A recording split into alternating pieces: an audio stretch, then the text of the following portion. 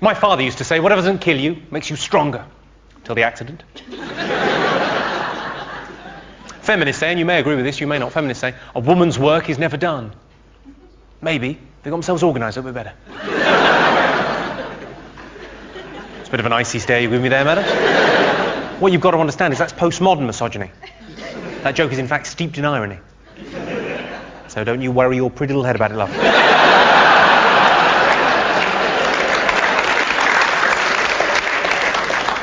I had one of those serious relationship conversations the other week with my girlfriend where she sat me down and talked at me for about 6 hours. I hadn't realised until then that when a man says he is spoken for, that is quite literally what he means. She said to me, Jimmy, we're at a crossroads in our relationship. Down one road is hard work and commitment, but ultimately, happiness. And down the other road, well, the other road is a dead end. And I said, that's not a crossroads, that's a T-junction. Well, I'm glad you laughed. She went fucking mental. I should, I suppose, point out at this early stage in the show that despite my dress and general demeanour, I'm not gay. Unless you're from Newcastle. And by gay, you mean owns a coat.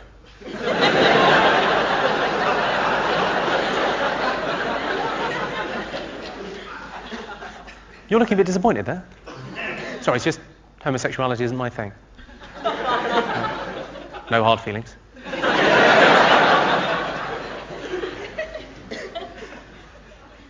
Sorry, I don't want to spoil the mood. I'm not, I'm not homophobic. I'm not scared of you. It's fine, obviously some people are straight, some people are gay. That is fine. I'm what you might call a stray. I'm straight, but I'm socially gay.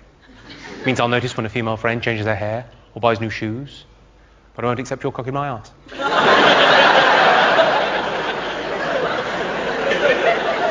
It's less of a joke, it's just something I wanted to make absolutely clear. I get the feeling from that look on your face that I may have misjudged this situation. You either look hard or gay. Hopefully not both.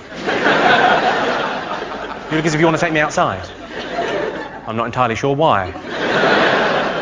Suppose either way I'm buggered. As I'm sure you all would have ascertained, I'm quite middle class. And I'm from the home counties. So I don't have an accent. This is just how things sound when they're pronounced properly. Not that there's anything wrong with being working class these days. Being working class is very much like masturbation. It's nothing to be ashamed of. Of course, it's nothing to be proud of either. And both give you calluses on your hands.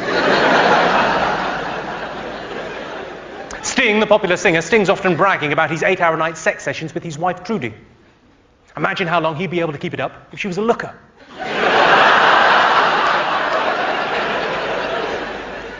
In Japan, they believe that tiger penis improves fertility. But I think, if you really want to get pregnant, you're best off using a man's cock.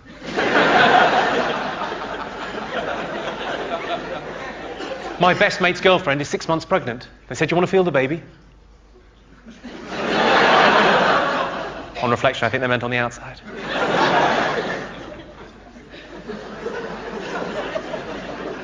They say travel broadens the mind, except with Americans, which tends to widen the arse. A lot of people quote the fact that only 10% of Americans have passports. The thing is, they say it like it's a bad thing.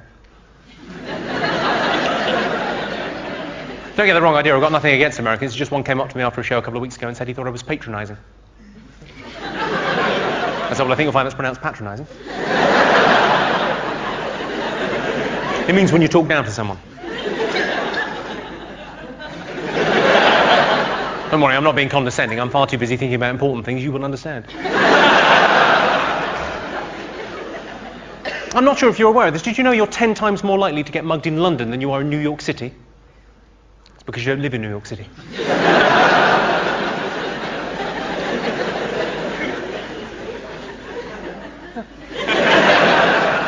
See, my favourite news story of the last year came from America. I'm sure you all saw this story in the papers or on TV. It was a story about a man in Utah, an American man, who he was out rambling in the wilds of Utah, the beautiful desert landscape, and there was a rock fall, and he got his hand trapped underneath a massive boulder, and he had to sever his own hand in order to walk to freedom.